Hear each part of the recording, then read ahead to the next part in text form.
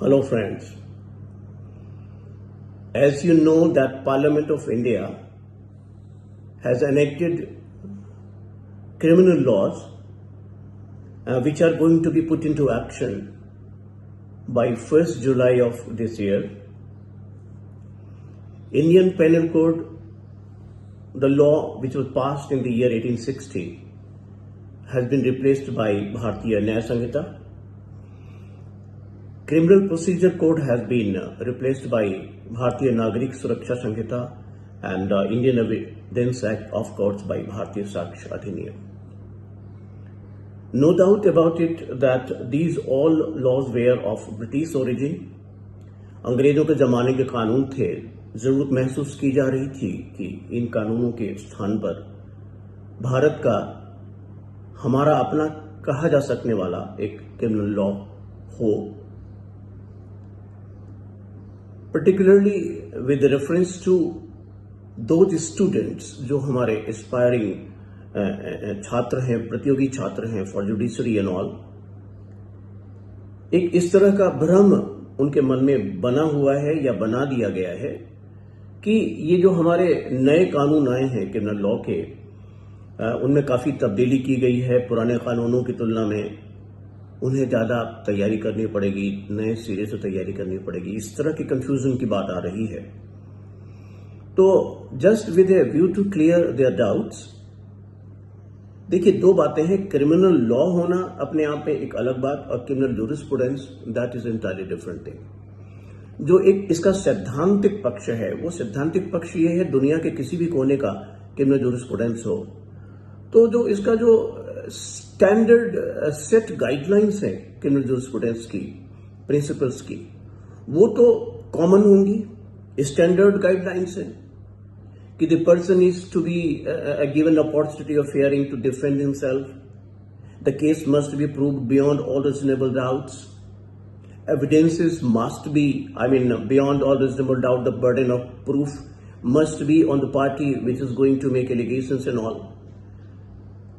First information report दर्ज करी ही जाएगी, इन्वेस्टिगेशन किया जाएगा, चार्जशीट दाखिल करी जाएगी, चार्जेस फ्रेम किए जाएंगे, ट्रायल होगा, ट्रायल के दौरान सबूत रिकॉर्ड पे लिए जाएंगे, एग्जामिनेशन चीफ किया ही जाएगा, क्रॉस एग्जामिनेशन होगा, री एग्जामिनेशन होगा. Now the point is that the procedure which is established by law has to be followed. आपका संविधान भी कहता है कि procedure has to be followed. So that way, whether it is criminal procedure, whether it is evidence procedure, there are set guidelines, they should be similar.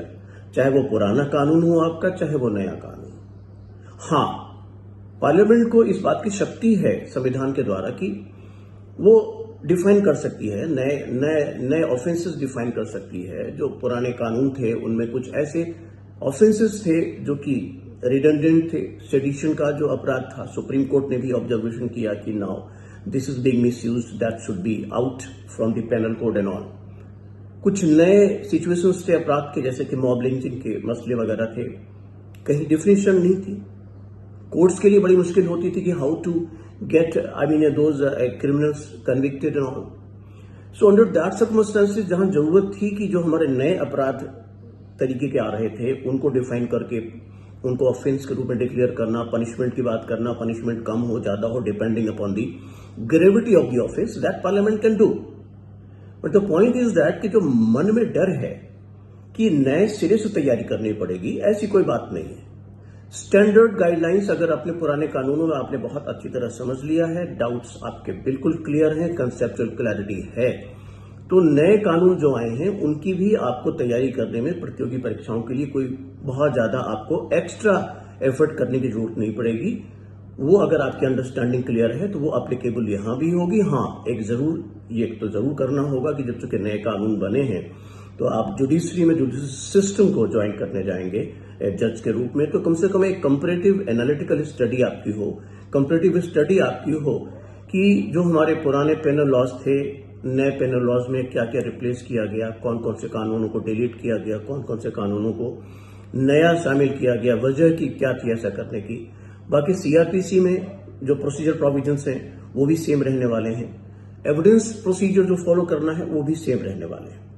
तो एक जो myth create किया गया है, उस मिथ को दूर करने के लिए, उस डर को दूर करने के लिए, आपके कॉन्फिडेंस को बनाए रखने के लिए जो विधि शास्त्र जुडिशरी इंस्टीट्यूशन है वो एक मिथ बस्टर एक कैंप लगाने की योजना बना रहा है, और जिसमें इस तरह के जो भी आपके डाउट्स होंगे, जो भी आपकी भ्रम होंगे, उनको दूर करने की कोशिश करी जाएगी, सो दैट कि you are confident as ever you were, because confidence level बहुत जरूरी होती है प्रतियोगी परीक्षाओं के लिए।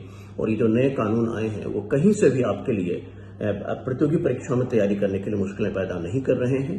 वो जो भी डाउट्स होंगे आपके क्लियर हो जाएंगे, तो आपको लगेगा कि there is nothing to worry about. Take care, wish you all the best.